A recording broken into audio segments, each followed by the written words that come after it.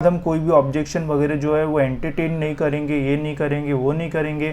12 जून के पहले रिजल्ट लगा देंगे। उसके बाद फिर से एक जो अपडेट है वो रिलीज़ कर दिया था जिसमें बोला था कि 9 तारीख को रिजल्ट आपका जो है वो आ जाएगा। So hello friends, welcome back to another new video. तो सीईटी सेल की तरफ से गाइस कुछ इंपॉर्टेंट जो अपडेट्स है वो आए हैं, जिससे गाइस हमारे रिजल्ट के जो डेट्स है वो और एक्सटेंड जो है वो हो चुके हैं। साथ ही में इन्होंने गाइस ऑब्जेक्शन ट्रैकिंग का जो अपडेट आया था उसे रिवाइज करके फिर से जो है वो डाल रखा है, जिसमें गाइस कुछ और एक्स्ट्रा क्वेश्चंस जो है वो ऐड किए गए हैं, जिससे हो सकता है कि कुछ और स्टूडेंट्स को जो है वो एक्स्ट्रा मार्क्स मिले।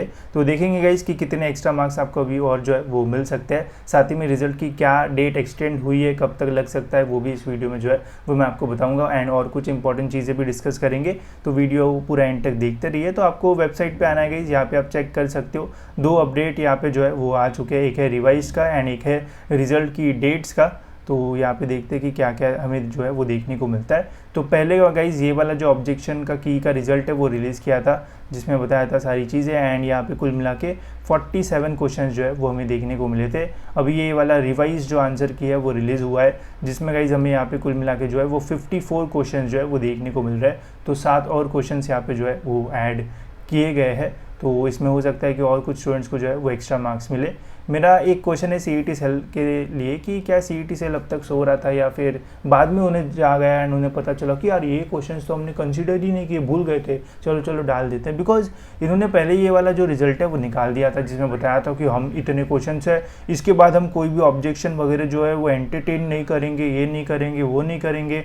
12 जून के पहले रिजल्ट लगा देंगे। उसके बाद फिर से एक जो अपडेट है वो रिलीज़ कर दिया था, जिसमें बोला था कि 9 तारीख को रिजल्ट आपका जो है वो आ जाएगा। एंड 7 तारीख 8 तारीख के बीच में इन्होंने अपडेट डाल दिया कि रुको ये अभी जो है वो यहाँ पे कुछ और एक्स्ट्रा क्वेश्चंस हम ऐड करेंगे एंड इसके वजह से हम जो रिजल्ट है वो और जो है वो डिले करेंगे। मतलब स्टूडेंट जो एकदम एक्साइटमेंट में थे, एकदम नर्वसनेस में थे कि कल हमारा रिजल्ट आएगा, एंड पता चलता है कि यहाँ पे तो कुछ और ही चल रहा है। तो ऐसा तो जो है वो बिल्कुल नहीं होना चाहिए। अगर इनको पता था कि पहले ये क्वेश्चन जो है वो गलत है या फिर यहाँ पे राइट आंसर्स मिल सकते, स्टूडेंट्स को एक्स्ट्रा मार्क्स मिल सकते, तो इन्होंने पहले ये चीज़ जो है वो क्यों नहीं की, ये क्वेश्चन बनता है। एंड सपोज अगर ये चीज़ इन्होंने नहीं की होती तो जो एक्चुअल में जो ऑब्जेक्शन सही रेज किए गए थे उनको तो जो है वो सॉल्व ही नहीं किया था। तो फिर इनका ऑब्जेक्शन रेज करने का ये पूरा जो सिस्टम है क्या ही फायदे का है, ठीक है। क्योंकि ये दिखाते तो नहीं है कि हमने इतने ऑब्जेक्शन में से इतने सॉल्व किए, बाकी जो ऑब्जेक्शन रेज हुए थे ये पहले से ही सही थी। ऐसे पूरी रिपोर्ट भी जो है वो नहीं आती है, बस ये ऐसा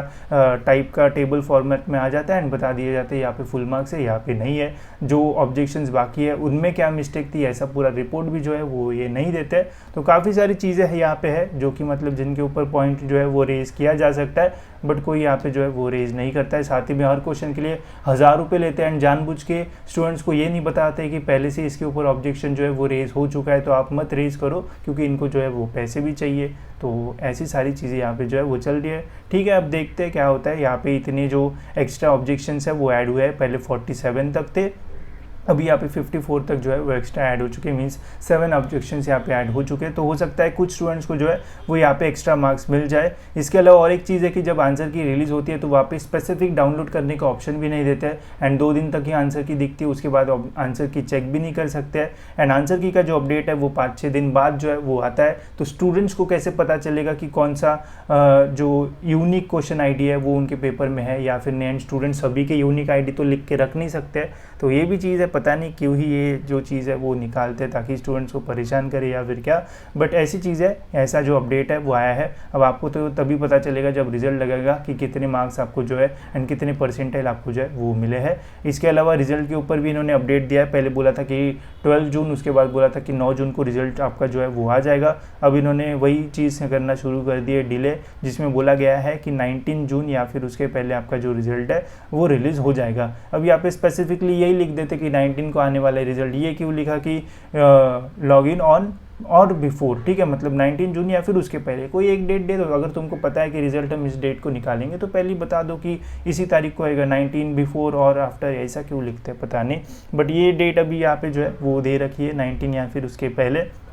तो हो सकता है कि 17, 18, 19 के बीच में हमें जो रिजल्ट है वो देखने को मिले। फिर और नोटिफिकेशन लगाओ, अब हम रिजल्ट 17 को निकालेंगे, ताकि स्टूडेंट्स को लगे कि हाँ जल्दी आ रहा है, कुछ भी करते रहते हैं। ठीक है, तो ऐसा अपडेट आया गाइस। ठीक है, अब देख सकते हो कि 2-3 मार्क्स अगर आप किसी के बढ़ते हैं तो अच्छी बात है, बाकी नहीं बढ़ते तो भी ठीक है। एंड ये देखना भी इंपॉर्टेंट रहेगा गाइस कि कितने मार्क्स पे कितनी परसेंटाइल जो है वो मिलते हैं। तो कमेंट्स में ये ज़रूर बता देना गाइस कि आपको जो है वो कितने मार्क्स जो है वो मिले हुए हैं, एंड फिर हम देखते हैं कि कितने मार्क्स पे कितना परसेंटाइल मिलता है। इसके अलावा गाइस अगर आपको ये फाइंड करना है कि कौन से कॉलेजेस अच्छे हैं पूरे महाराष्ट्र में, तो आप हमारी कॉलेजेस की जो लिस्ट है वो ले सकते हो।